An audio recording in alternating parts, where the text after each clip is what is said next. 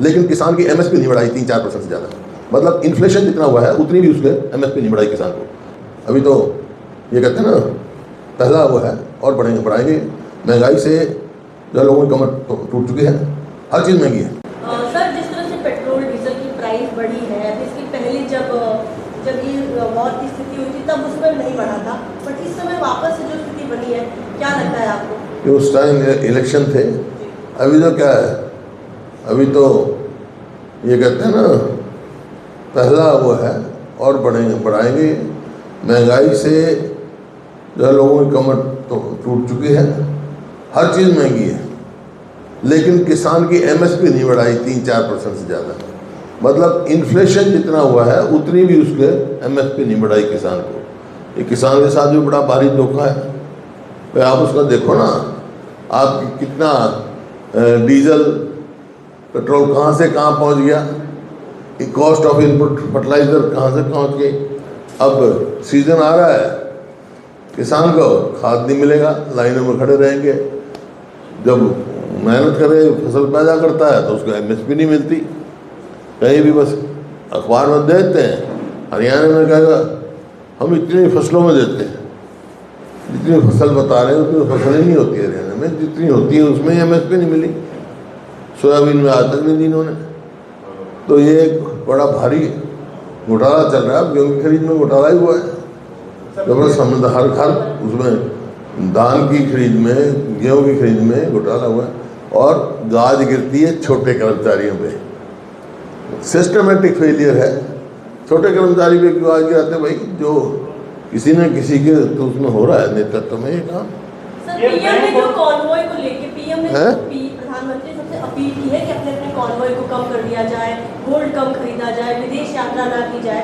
हालांकि काफी स्टेट्स में कोई रिक्शे से आ रहा है, कोई साइकिल से आ रहा है, कोई बाइक से आ रहा है। आपको क्या लगता है कितना ये संकेत है कि कुछ ना कुछ ऐसा फैसला होने जा रहा है और बढ़ाएंगे इसकी तेल की कीमत और बढ़ाएंगे। क्योंकि इनका ये रहा सदा कि हमारे पास कोई तेल की कमी नहीं है, हमारे पूरे साधन है।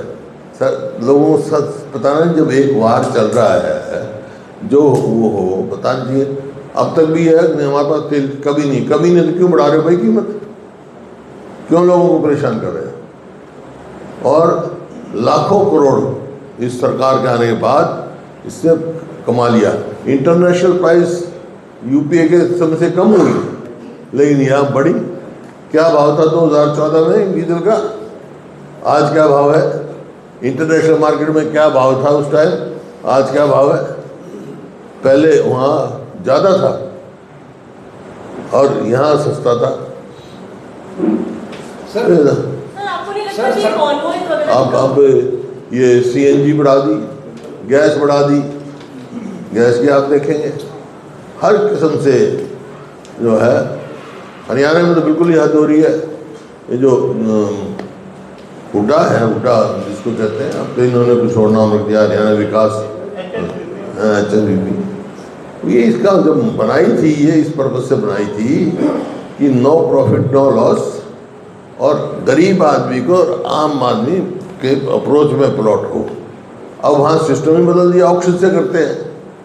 गरीब आदमी ले नहीं सकता, मध्यवर्गीय लोग ले नहीं सकते, क्योंकि किसी शहर में जाओ आप, इल्लीगल कॉलोनियाँ कट रही हैं और राजनीतिक लोगों का उसके पीछे हाथ है।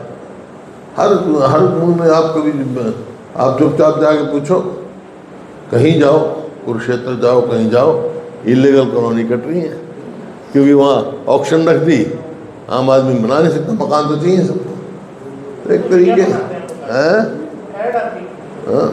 सर इस बार सरकार ने जो गेहूं की आवक पे बायोमेट्रिक कंपलसरी करी थी, बायोमेट्रिक कंपलसरी करी थी सर। अभी मीडिया में खबर आई है कि बिना बायोमेट्रिक के भी जो है वो गेट पास कट के लोगों के और ले रहे हैं। भाई घोटाला है भाई। हरियाणा के किसान को तो मेरी फसल मेरा बोरा, पहले मेरी फसल मेरा बोरा, फिर पटवारी वेरिफिकेशन करेगा, फिर उसकी बायोमेट्रिक होगी, आँख की फोटो होगी, और फिर भी उसको एमएसपी नहीं मिलेगी। और बाहर से गेट पास काट दो भाई। बायोमेट्रिक भी मतलब बाहर वाले की नहीं करते, ये एक घोटाला है, बाहर से खरीदते हैं, जिस तरह धान में किया था, गेहूं की खरीद में भी घोटाला हो रहा है। ये बैंक जो घोटाला हुआ है 600-650 करोड़ का, तो उसमें कार्रवाई ठीक हो रही है? होनी चाहिए। सीबीआई जांच कर रही है, उम्मीद है करनी चाहिए, लेकिन छोटे कर्मचारियों पे गाज ना गिराएं। जो असली हैं, जिनकी संरक्षण में हुआ है, उनको पकड़े। 5 बड़े अधिकारियों के भी नाम आ रहे हैं, 7 हो गए। उनमें से एक वो भी होगा जो रिटर्निंग अफसर बना रखा था राज्यसभा का, हमने तो उसी टाइम कहा था। नहीं तो ये कभी नहीं हुआ। रिटर्निंग अफसर राज्यसभा का जो होता है वो सेक्रेटरी विधानसभा का होता है। फर्स्ट टाइम हुआ एक IAS अफसर को बनाया, और उन्होंने जबरदस्ती वोट कैंसिल की। हमने इलेक्शन कमीशन में लिख के दे रखा है, वहाँ से आए इनके पास, वो हमारे भाग्यभूषण बत्रा वगैरह उनको यहाँ के मिलेंगे भी, रिप्रेजेंटेशन करेंगे।